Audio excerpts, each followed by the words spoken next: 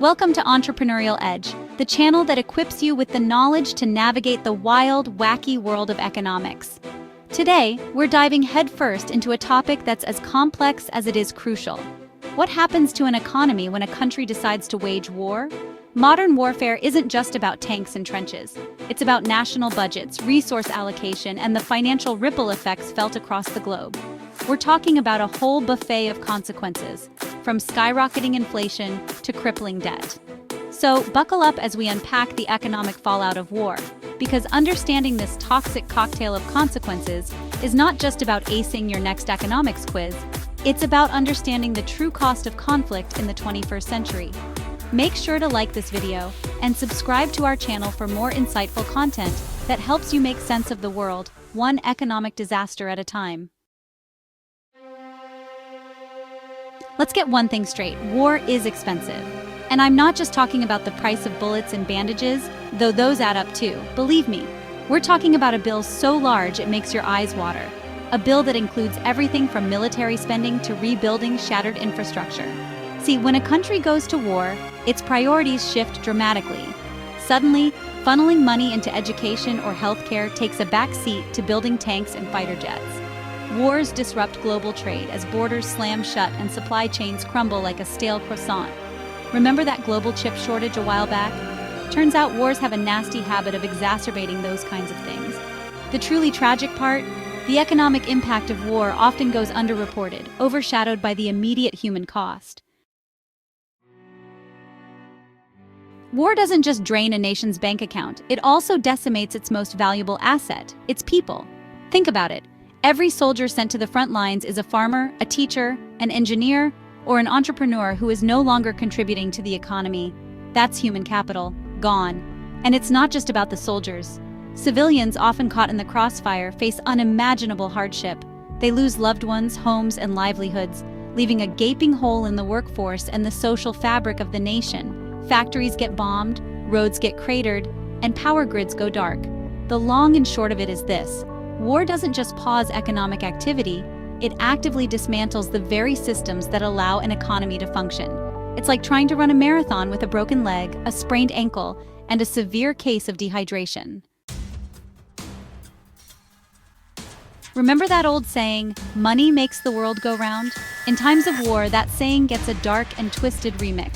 Governments, desperate to finance their war efforts, often resort to printing more money. But when you start printing money like it's going out of style, you end up with a currency that's about as valuable as a soggy napkin. Take the US Civil War, for example.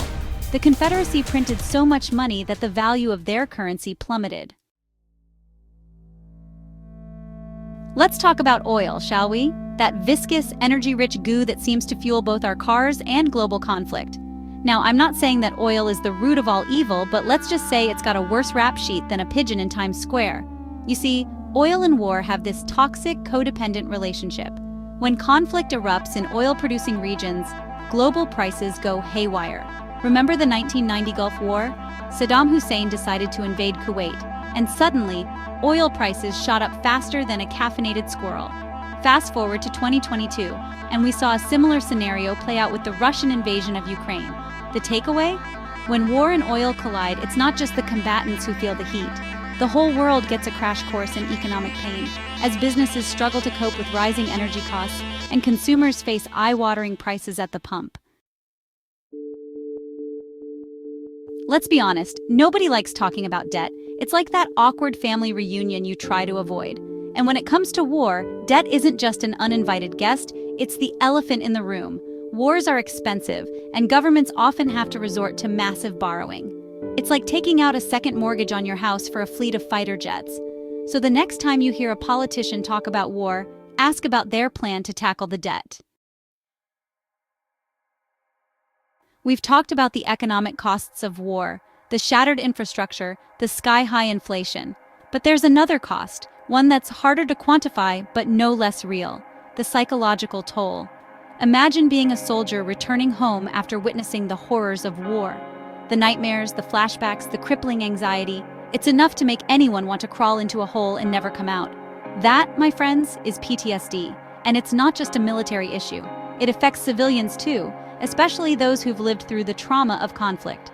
Depression, anxiety, and substance abuse are all too common among veterans and civilians alike. These invisible wounds can have a devastating impact on individuals, families, and entire communities. The psychological toll of war is immeasurable, a burden that countless individuals and families carry with them long after the guns have fallen silent. Remember that time Russia decided to, shall we say, reclaim Ukraine? The international community wasn't exactly thrilled. The West responded with severe sanctions. The Russian ruble took a nosedive. The stock market closed for business. The banking system froze over. Invading nations is bad for business. Sanctions can be a devastatingly effective weapon. Here's a fun fact. There are no winners in a war of attrition. It's like a staring contest where both participants end up with dry eyes and a splitting headache. Sure, one side might technically win in the end, but at what cost? Prolonged conflicts, like wars of attrition, are economic black holes, sucking up resources, manpower, and any hope of a prosperous future. It's like throwing your money into a bonfire and hoping it magically multiplies. Take World War I, for example. Years of brutal trench warfare left both sides utterly drained, physically, emotionally, and economically. The economies of Europe were in shambles, millions were dead, and the continent was primed for a whole new set of problems, which, as we all know, eventually led to World War II. The takeaway here is bleak but important. Wars of attrition are a race to the bottom, a slow and agonizing death spiral for everyone involved. And there you have it, folks, a glimpse into the economic abyss that is war. We've covered everything from hyperinflation to oil price shocks, from crippling debt to the invisible scars of psychological trauma. If you found this video even remotely informative, do us a favor and hit that like button harder than a round of sanctions on a rogue nation. And while you're at it, subscribe to Entrepreneurial Edge for more content that cuts through the BS and gives you the economic insights you need to navigate this crazy world. Because understanding the true cost of conflict isn't just about acing your next economics quiz, it's about understanding the stakes of the game we call geopolitics.